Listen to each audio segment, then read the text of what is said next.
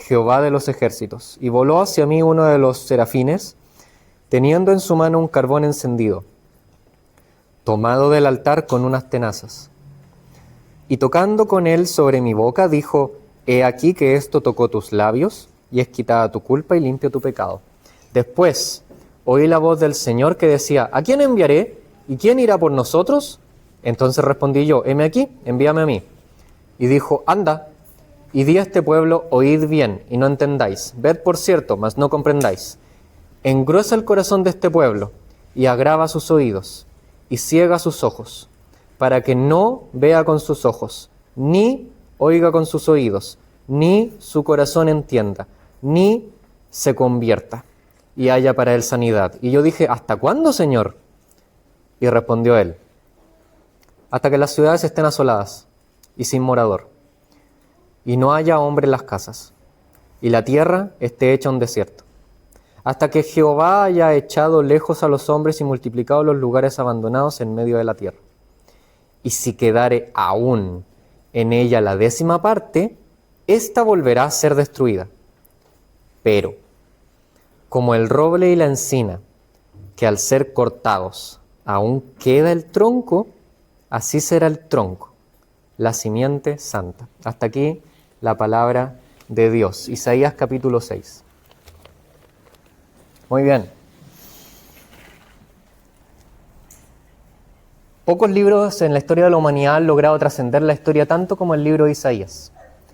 El libro de Isaías se escribió ya hace más de 2000 años, fue estudiado hace más de 2000 años y sigue siendo estudiado hace más de 2000 años. Isaías era un profeta que, cuando uno lee el libro de Isaías y todos los capítulos y llega hasta el capítulo 6, se da cuenta que Isaías era una persona que fue encomendada a hablar hacia las naciones, hacia los reyes y hacia Israel, y explicarles que habían pecado. Ya que habían pecado, Dios les tenía que dar juicio. Sin embargo, y quedó muy claro, en especial en los últimos versículos de la lectura, si el pueblo no se arrepentía, Dios no iba de ninguna forma a tomar el juicio y decir: bueno, no pasó nada, sigamos con nuestras vidas, puedo pasar por alto lo que hicieron. No puede. Desde los capítulos 1 al 5, Isaías es un profeta que les explicó que hay del pueblo y hay de las personas porque, habiendo pecado, el castigo caería sobre ellos. Y no eran personas relativamente que hoy las nombraríamos como malas al extremo. Eran personas que lo que sí habían hecho es que se habían olvidado de su Dios. Isaías está en un punto delicado de la historia. Muchos se preguntan: ¿por qué este capítulo está acá? Normalmente, y si usted conoce acerca de los profetas o conoce acerca de la palabra de Dios, piensa que si un libro va a hablar acerca de cómo Dios habla a un pueblo a través de su profeta, debería partir con Dios hablándole al profeta. Sin embargo, acá en este capítulo, uno llega a él y dice: oye, pero habían 5 capítulos antes donde Dios ya le había hablado al pueblo a través del profeta y el profeta se veía súper bueno, súper bueno. Y llegamos acá y vemos que el profeta era súper malo. Aparte, el profeta no era una persona poco versada. La palabra de Dios, cuando se nos presenta al profeta Isaías, se nos habla acerca de su familia y se nos habla acerca de las personas a las que les predicó. Habló en el gobierno de 4 reyes y nos habla que él era de la casa de un hombre llamado Amós, me parece. Y cuando uno rastrea en las personas de la casa de Amós en el ciclo donde Isaías profetizó, lo más probable es que él era muy cercano a la casa real. Por lo tanto, si él era una persona que pudiéramos poner en algún estrato social, él tenía muchísima plata, él tenía todo en la vida para haber hecho cualquier cargo que quisiera, pero eligió ser profeta. Por lo tanto, no venía de un contexto social donde él se diría: tiene todo para hacerlo mal. No vendría de un contexto social donde él podría estar obligado a ser profeta y que no tenía otra opción porque era el único cargo que tenía para postular. Él era un hombre que sabía, era un hombre que podría considerarse bueno, pero aún así Dios lo enfrenta con el pecado de las personas y les dice: todas las personas están bajo pecado, pero cuando llega Isaías, él dice: yo también estoy bajo pecado. Y quiero mostrarles cómo en este trozo de la Escritura el profeta tiene un encuentro con Dios. en el salón del trono. Y espero que ese sea tu encuentro con Dios el día de hoy. El capítulo 6 del libro de Isaías se puede dividir en un tema acerca de la santidad de Dios. Ese era el tema del capítulo, la santidad. Una santidad que impacta al profeta y lo hace ver su pecado. Una santidad que impacta al profeta y limpia su pecado. Y una santidad que impacta a las personas a las que les va a predicar en juicio y en salvación. Desde los versículos 1 al 4 se muestra cómo la santidad de Dios es deslumbrante. Desde los versículos 5 al 8 se muestra cómo la santidad de Dios es sanadora. Y desde los versículos 9 al 13, la santidad santifica, valga la redundancia. Los invito a que aprendamos acerca del capítulo 6 del libro de Isaías. Dice así en la palabra de Dios. Primero dice que nos da un contexto histórico. Eso es súper raro. Es muy raro que en el libro de Isaías se nos dé una fecha, pero acá se nos da un año. En el año en que murió el rey Usías. Usías era un rey que reinó aprox 50 años o más. El rey era súper bueno en términos políticos. En tema de pecado era más o menos. El rey le había dado la estabilidad al reino de Israel que no se veía desde tiempo de Salomón. No sé si conocen a Salomón, pero era súper bueno. Con eso era un resumen fantástico. Pero Usías, cuando se supo que murió, sería básicamente como saber que toda la estabilidad que proveyó para el país donde usted vive, la única persona que provea dinero para su casa, la universidad donde estuviera usted estudiando cerrara o se fuera. Es como si usted estuviera 5 años en la universidad, en la carrera más lucrativa del país, y el último día antes de recibir su diploma, la carrera cierra y se le niega su diploma. Es básicamente eso. Es básicamente como si el mejor líder que ha tenido una nación, que mantuvo la nación totalmente segura, pero que todos saben que afuera está todo para que les vaya mal, muere. El hijo Usías no era un buen prospecto a rey, era débil. Y su nieto se le conocía como el traidor de los asirios. En esa época existía un país llamado los asirios, que le encantaba conquistar tierras y las tenía casi todas conquistadas. Y su rey era de los reyes más poderosos que existían en esa tierra. Pero Usías lo mantenía fuera de la ciudad, pero ya que se murió, se sabía que el rey no iba a poder con él, el hijo, y el nieto mucho menos. El nieto era un perdedor, que básicamente había vendido su partido político al partido de otras naciones, aún siendo él de estas naciones. Como que, no sé, una persona llegara al poder en nuestro país diciendo durante toda su campaña política que él en cuanto llegue al país lo va a vender a el país que usted quiera, el país que menos le caiga bien, el que sea. Básicamente eso. Y se murió el rey. Y no sé qué otra forma pueda usted de identificar esas situaciones. Básicamente, usted quizá está viviendo en el año del rey Usías, en que murió. Usted quizá está enfrentando un momento donde toda la estabilidad que usted pensaba que tenía se le fue. Usted quizá está pasando por un momento en que la estabilidad que tenía, todo lo que pensaba que le iba a dar estabilidad a su vida ya no existe. Usted quizá ha pasado o está pasando en este momento por un momento donde todo lo que le da estabilidad, todo lo que usted le dice hay un mañana, toda su cuenta, todos sus cercanos, alguien o algo que le está dando su estabilidad, lo ha perdido. Y si no lo ha perdido hoy, créame que lo perderá algún día. Todos tenemos algo o alguien en quien basamos nuestra esperanza. Y si no es Dios, tenga por seguro que ese alguien o algo lo va a perder. Lo va a perder. Hasta mis más cercanos y a mi querida esposa, yo sé que algún día voy a tener que traicionarla en base a la muerte. No la puedo proteger de eso. Quiero, pero no puedo. Sin embargo, yo tengo un Dios que yo sé que va a cuidar a todos mis seres queridos si es que yo no estuviera. No tengo ningún problema con eso, pero igual duele, ¿o no? ¿O no que duele? ¿O no que da miedo?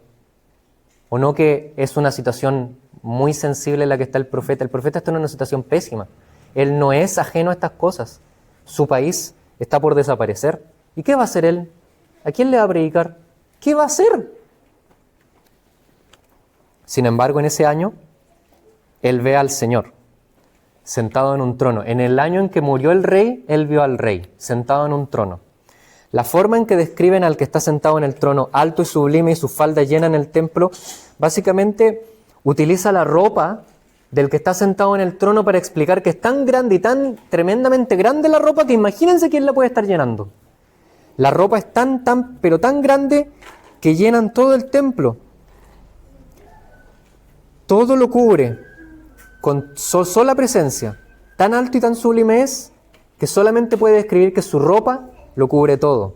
Por encima de él, sorpresivamente, imagínense esto, el trono es altísimo, tan altísimo que lo cubre todo. Y aún así, sorpresivamente, arriba de él, encima de él, hay serafines, volando, cubriendo su rostro, sus pies y cubriendo sus pies, cubriendo su rostro y con 2 alas volando.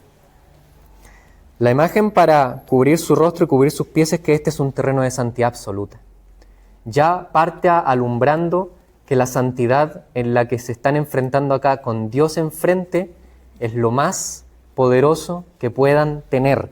La palabra que se usa acá para serafines, no sé si usted conoce los serafines, no piense en guaguas con alas, pero básicamente los serafines, la palabra serafín literalmente es fuego. La palabra para serafín solamente se usa en otras partes de la Escritura cuando se habla de juicio, pero cuando se habla de salvación. La palabra serafín básicamente es como fuego volando, llamas terriblemente grandes, pero también se usa para serpientes. Es la misma palabra que se usó en el Antiguo Testamento, en el libro donde estaba el pueblo de Israel pecando, y pecaron y pecaron y pecaron, por lo que Dios les manda serpientes ardientes. La palabra para serpientes ardientes es que le mandó serafines, seraf, S-R-P, para morder. Sin embargo, así como los serpientes le causaban la muerte, Moisés, mandado por Dios, pone un seraf en un palo y dice, el que vea este seraf vivirá. Por lo tanto, esto es una imagen de muerte, pero también es una imagen de vida. Es una imagen de condenación, pero también es una imagen de salvación. Lo que hay delante de este rey es sublime, es maravilloso, es más de lo que el profeta, lo que cualquiera de nosotros podría hacer, y aún así está delante de él. ¿Y qué dicen estos seres? ¿Qué dicen estos seres que alumbran y que podrían destruir o salvar a quien quisieran? Los seres, unos a otros, se dicen santo, santo, santo. Jehová de los ejércitos, toda la tierra está llena de su gloria. Lo que ellos están viendo es tan gloriosamente sublime que solo pueden describirlo de una forma, multiplicado por 3. Santo, santo, santo. En la poesía hebrea, si uno decía 3 veces algo, era para enfatizar una hipérbole, hipérbole, hipérbole. La hipérbole más hipérbole de la hipérbole. Hipérbole significa que yo quiero exagerar algo a tan grado porque es demasiado lo que estoy viendo. Esto es lo más rico, exquisito, maravilloso. ¿Qué quiero describir? La 11 de después. Obvio, pues sí. Fácil describirla así. Pero acá ellos están viendo algo y dicen, santo, santo, santo, esto es demasiado es demasiado lo que estoy viendo. ¿Qué es la santidad? A todo esto, ¿alguien sabe lo que es la santidad? Si ellos ven la santidad y la aman, es porque aman a Dios. Esta es, decía un predicador antiguo, la muestra de que uno es creyente o no. ¿Les hago un check? ¿Quieren hacer un check para ver si han visto alguna vez a Dios? Había un predicador antiguo que decía, cuando uno ve los atributos de Dios o ve a Dios en general, hay cosas que le conviene ver. Por ejemplo, si uno dice, oye, a mí me encanta la justicia de Dios, me encanta, porque me carga la gente que se porta mal y me encanta saber que Dios es justo y los va a hacer pagar. O, por otro lado, y dice, claro, pues le encanta su justicia porque le conviene, pero por otro lado, o, en un ejemplo más tranquilo, me encanta la sabiduría de Dios, me encanta saber que Dios es sabio, porque Dios es tan sabio, y para más encima es mi Dios, que yo tengo acceso a una fuente inagotable de sabiduría. Me encanta saber que Dios es santo, pero saber que Dios es sabio, pero saber que Dios es santo, eso no te conviene. Decir que es sabio y que lo amas por eso, bien por ti. Decir que es justo y que lo amas por eso, bien por ti. Decir que es recto, que es amoroso, que es pacífico, que es manso, que es humilde, todas esas cosas, bien por ti. Aleluya, gloria a Dios por ver sus atributos y glorificarlo. Pero si amas su santidad, eso no te conviene, porque su santidad declara que tienes que pagar por tus pecados. Por lo tanto, amarlo por su santidad es porque lo amas por sí mismo. Es porque lo amas por quien es. Porque en el centro mismo de su ser, Él es santo. Y como la santidad no te conviene, y aún así lo amas por eso, lo amas por quien es. ¿Y quién puede hacer eso? ¿Quién puede realmente hacer eso sino los ángeles que están acá o los hijos de Dios? Si amas a Dios por cualquier cosa que no sea su santidad, muchas veces es porque lo disfrutas, porque te conviene. Pero quita esas cosas y solo queda su santidad, que es el centro mismo de su ser, su rectitud, su diferencialidad de sí mismo. Ser santo es ser apartado, ser santo es ser distinto. Y si te gusta por eso, es porque lo has visto y porque has nacido de nuevo. Y si no lo han visto por esto, esta puede ser su reacción. Desde los versículos...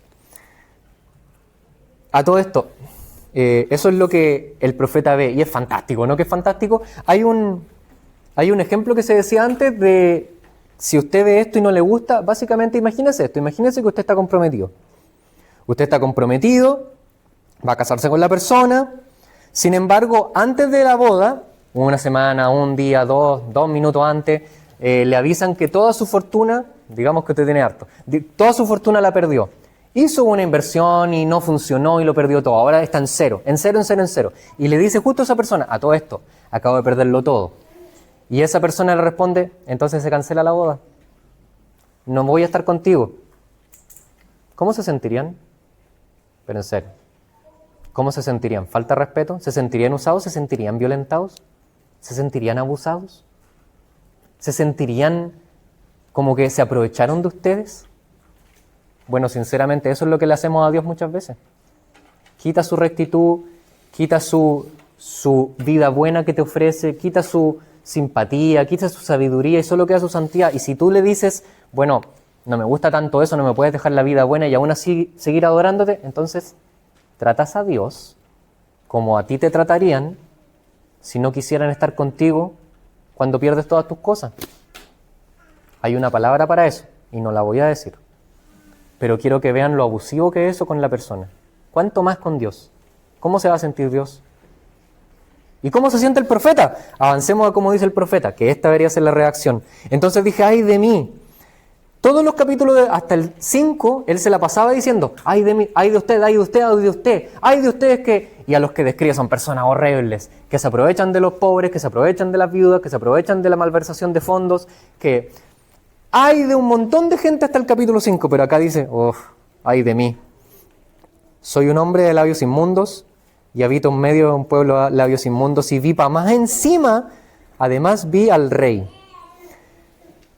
El hecho de que él acentúe con su boca lo inmundo que es básicamente como haber anunciado lo que usted más usa en su diario vivir. El trabajo de los profetas es hablar. El trabajo del carpintero es usar las manos. Básicamente es como que usted tomara de lo que más está orgulloso y dice, no sirve. Está mal. En ese sentido el profeta nos está mostrando algo. Usted, cuando ve su pecado, tiene que arrepentirse de las cosas malas que hizo, pero igual se tiene que arrepentir de las cosas buenas que hizo. Tiene que arrepentirse de su maldad, pero igual se tiene que arrepentir de su bondad. Quizá la hizo para que lo aplaudieran. Quizá la hizo para que lo alabaran. Por eso se siente tan insultado por mí cuando le digo, arrepiéntete de tu bondad. ¿Cómo que arrepiéntete de tu bondad? Si ayudé a tanta gente. Si me encanta predicar para las personas. Si no es algo que uno diga, no, si me encanta ayudar a otros. No es tan así. Si a uno le quitan algo que hace bien y se lo quitan y se enoja, es que igual buscaba su valor en eso. Y todos hacemos eso. Todos absolutamente hacemos eso. No hay ni una persona que pueda tomar lo mejor que haga y mostrárselo a Dios y no admitir de corazón, esto en verdad era un trapo de inmundicia. No había nada de qué enorgullecerse. Pero aún así miren cuál es la reacción de Dios. Vuela hacia él, hacia el profeta. Un serafín. Fuego vuela hacia él. Es la imagen de la palabra. Recuerden que serafín involucra fuego. El fuego vuela hacia él y teniendo en la mano un carbón con fuego encendido tomado del altar con tenazas, toca su boca y le dice, quitada tu culpa, limpio tu pecado. La única forma en que el profeta pueda ser limpiado, la única forma en que todos podamos ser limpiados, es que Dios intervenga, independiente de lo bueno que hagas, independiente de lo malo que hagas, independiente de lo que pienses, independiente de lo que actúes. Independiente que me digas, pero si me arrepentí, pero si di una confesión, pero si firmé un contrato. Lo que pasa es que bueno, pero cuando tienes un encuentro con el Dios creador del universo, que la única forma es a través de su palabra, entonces igual hay que admitir que verlo en su gloria, en su majestad, en su poder, nos hace reconsiderar tantas cosas. Ahora la pregunta es, ¿y por qué con un carbón encendido fue limpiada su culpa y quitado su pecado? Esta cuestión es sinceramente rara. Algunos lo toman como, bueno, ¿dónde vio Isaías a Dios? En el templo, versículo 1. Pero la palabra que se usa para templo en hebreo no es necesariamente el templo, no es como que estaba él en templo sí o sí. Muchos incluso toman la palabra y es como, es rara, es sinceramente rara, es muy difícil de traducir. Se puede traducir como palacio, pero ¿por qué estaría Dios en el palacio donde está el altar? Lo más probable es que esto era para choquear aún más al profeta. El profeta, puede que el profeta hasta el capítulo 5 estuviera lleno de sí mismo. Puede que él pensara, o que usted si quiere puede pensar que toda su obra de rectitud, de trabajar para Dios, de alabarlo, de incluso predicar a otros de lo que es la palabra de Dios, lo pone en la balanza y dice, siempre fue para mí, no fue para ti. Y Dios lo limpia, y no lo limpia como que él pensara, no lo limpia como él pensara que era el medio de limpieza. Si es el carbón encendido que hay en el altar y era el altar del sacrificio, por supuesto que tiene que ser la limpieza que dé a Dios. Pero uno piensa, ¿pero por qué carbón y por qué con la boca? ¿Por qué lo toca? Y la razón que yo he llegado, que me parece que podría ser una razón, es que no hay razón. La razón es porque Dios lo dijo. Dios dice, quitada es tu culpa, limpio tu pecado. Y si Dios dice eso, entonces ¿a quién le discutimos?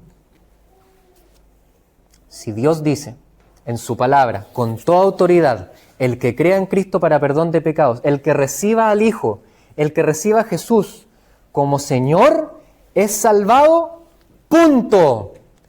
Hagas o no hagas. Y eso abre una puerta tremenda, porque significa, a ver. O sea, que el creyente más impresionante que me pueda imaginar, el viejito simpático que se le ha pasado 30 años predicando desde el púlpito más antiguo de Inglaterra, estaba leyendo algo de eso hace rato, y o sea que él tiene una santidad tal que Dios lo salvó y lo hace hijo de Dios, y Dios me puede ver exactamente como él, claro, porque él creyó, tú creíste, por lo tanto la salvación es igual para los dos, es igual. ¿Cómo va a ser eso? ¿No tengo que hacer nada? No. ¿Absolutamente nada? No. En el Antiguo Testamento había una historia muy antigua donde el pueblo de Israel, Dios los iba a liberar. Dios les dijo, pinten en la puerta con sangre de corderos, y si hacen eso, hoy va a pasar el ángel de la muerte y matará a todos los primogénitos, pero el que pinte la puerta no va a matar a nadie, absolutamente a nadie. Quiero que se imaginen a dos israelitas en las puertas pensando, Marcos y Lucas, nombres israelitas, porque justo lo estoy viendo. Está don Marcos con Lucas, hablándose el uno al otro, no sé, tío Marco. ¿Será tan así? O sea, todos estos días han pasado cosas terribles, el agua se volvió sangre, en un río para más encima, eso no se puede fingir. Nos llenaron de piojos, nos llenaron de moscas, las vacas murieron, cayó granizo, le hace las 10 plagas, son fantásticas. Y ahora nos están diciendo que todos los primogénitos se van a morir. Y solamente con sangre en la puerta nos vamos a liberar. A lo que don Marco, le responde, Lucas, si Dios lo dice así, eso es así, eso va a ser así, no tengas miedo. A lo que Lucas le dice, ya, pero es que para usted es fácil decirlo, usted tiene hartos hijos. Yo tengo uno solo, imaginémonos, Lucas, tengo solo uno, y si se muere, y si me lo quitan. Yo les voy a hacer una pregunta súper honesta. ¿A cuál de ellos dos se les murió el hijo esa noche? A todo esto, Marco le pregunta, ¿no pintaste la puerta? Obvio que la pinté, Dios lo dijo. ¿Y usted la pintó? Por supuesto que la pinté. No va a pasar nada. ¿A cuál de ellos dos se les murió el hijo? A ninguno. Uno con todo el miedo del mundo, otro con toda la tranquilidad del mundo. Pero Dios los trató igual, porque los dos obedecieron. Y acá, si a Isaías se les dice, limpio es tu pecado, quitada es tu culpa, entonces Él es perdonado. Por lo tanto, ¿qué razones tienen ustedes para no creer que cuando el Dios del universo vino al mundo, encarnado en el Hijo de Dios, y fue al altar, y adivinen dónde fue colgado? Adivinen dónde fue colgado. Versículos del 8, cuando el profeta se le da una encomendación y dice, Dios, ya, necesito un profeta. ¿Quién quiere? No se le dice para qué. Yo, Señor, heme aquí, dice el profeta, porque esto es una de las marcas para saber si es que ustedes aceptan la pega que sea. Si es que creen en Dios, solamente lo van a querer servir, solamente lo van a querer adorar, aunque sea la canción que más les cargue, van a querer adorar. En el caso de la adoración que teníamos antes o después, van a querer honrarlo, van a querer glorificarlo, sea el trabajo que sea, nada va a ser tan grande, ni van a ser tan pequeño. Les quita la culpa, les quita el miedo de que les digan, ay, tu vida no vale nada, solamente limpia en los pasillos. No, eso es glorioso delante de Dios, eso es magnífico, la eternidad toma nota de esas cosas, toma muchísima nota. Nosotros somos los que lo miramos en menos. Pero acá el profeta se le dice, ya, necesito un profeta, ¿usted quiere? Sí. Quiero que le prediques al pueblo y que nadie te crea, que absolutamente nadie te crea, que se vuelvan sordos, que se cieguen sus corazones, que nadie te crea. ¿Hasta cuándo? Solo por saber. Hasta que no quede nadie. Y si es que de todos los árboles se queda alguna, la 10ª parte, se cortan todos. Y uno dice, oh, qué difícil. El profeta lo hizo. ¿Saben por qué? Porque amaba a Dios. Porque ya no es un tema de ser buen profeta o ser mal profeta, de tener los labios de oro, que con una palabra salvan a 3.000 personas, o simplemente salvar a un niño pequeño. Acá es el tema de, si Dios me da esta tarea, la hago. Por supuesto que la hago. Y en ese juicio, Dios le promete y se cumplió. El pueblo no lo quiso escuchar. Creo que incluso lo mataron. No está muy claro, pero al final Isaías se muere.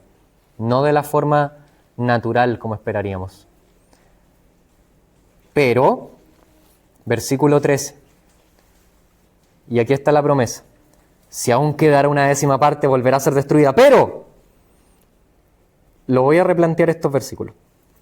Así como un roble, como un árbol, al ser cortado, uno deja el tronco, la parte de abajito del árbol, cuando uno lo corta queda la parte de abajo. Así queda un tronco, que puede volver a crecer. Esa es la simiente santa. Noten, las palabras que se usan para Dios, para su gloria, para su bendita persona, ahora se aplican para un pedazo de tronco. ¿Qué es ese tronco? Siempre en el libro de Isaías los árboles son como para representar a las naciones. Está el tronco este, lo voy a cortar, está el tronco este, voy a usar para cortar este otro tronco. Y en este caso dice, y va a quedar un tronco que va a ser santo. ¿Y saben cuál es el tronco más santo de todos? 2000 años después, 800, 700 por ahí. 800 años después, el Señor Jesús cuando estaba en esta tierra, ellos sí que no lo creyeron. Incluso cuando estaba predicando, Él usó estas palabras para anunciar que Él ya sabía que el pueblo no le iba a creer. Que sea como sea, no le iban a creer, porque eran tercos, porque eran malos. Pero algunos sí le iban a creer. Y cuando decidió ir a la cruz, Él fue crucificado y levantado en un tronco. La misma palabra griega que se usa en algunas versiones acá. Él fue levantado en un tronco como simiente santa para hacernos parte de una simiente santa. En ese sentido usted tiene un problema. Dios es santo. En ese sentido usted tiene una solución. Dios es santo. Y en ese sentido a usted se le ofrece algo. Dios santifica a todos los que crean en Él. A todos los que quieran creer en su Hijo. No se olvide, no se olvide. No es por lo que haga, no es por lo que diga. Ya sea que usted crea con mucho valor o con mucha vergüenza, con mucho miedo, el punto es que crea. El punto es que entienda que Dios, si dice el que crea en el Hijo es salvo, el que crea en el Hijo de Dios es salvado, entonces no hay nada más que discutir.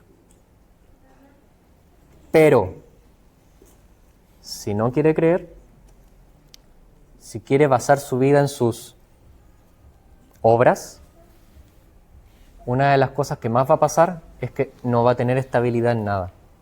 Eventualmente en su vida algún rey Usías va a morir.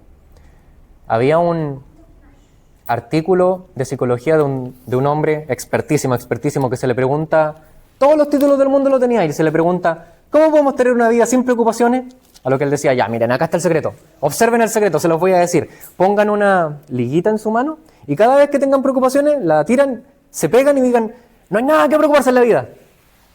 Experto. Harvard y Princeton, un experto, y ni siquiera les cobré. Eso era una ridiculez. La Biblia no da trucos. La Biblia no da trucos. Da un Dios que no cambia. Da un Dios que absolutamente no cambia. Y si dice que mandó a su Hijo a morir por nosotros, entonces la forma en que nosotros tenemos de relacionarnos con Él es en base a lo que Él dijo, en base a su santidad, en base a que usted cambia, yo cambio, la bolsa de valores cambia, los presidentes cambian, los gobiernos cambian, las decisiones cambian, pero Dios no cambia. Absolutamente nunca va a cambiar. Por lo tanto, si Él nunca va a cambiar, ustedes están seguros en su brazo. Pero van a tener que creer. Van a tener que arrepentirse de sus pecados. Van a tener que creer en que es por lo que Él dijo, por lo que Él declaró. El que crea en el Hijo tiene vida eterna. El que rehúsa creer ya está condenado. La condenación ya está obrando en usted. Que el Señor bendiga su palabra, que el Señor les permita creer. Y a los que creen, que puedan ver lo glorioso y benditamente seguro y estable que es la habitación en el trono en la que podemos residir cada día, en oración y en lectura de su palabra. Vamos a orar. Padre Celestial, gracias por tu Hijo. Gracias por la persona bendita de nuestro Salvador.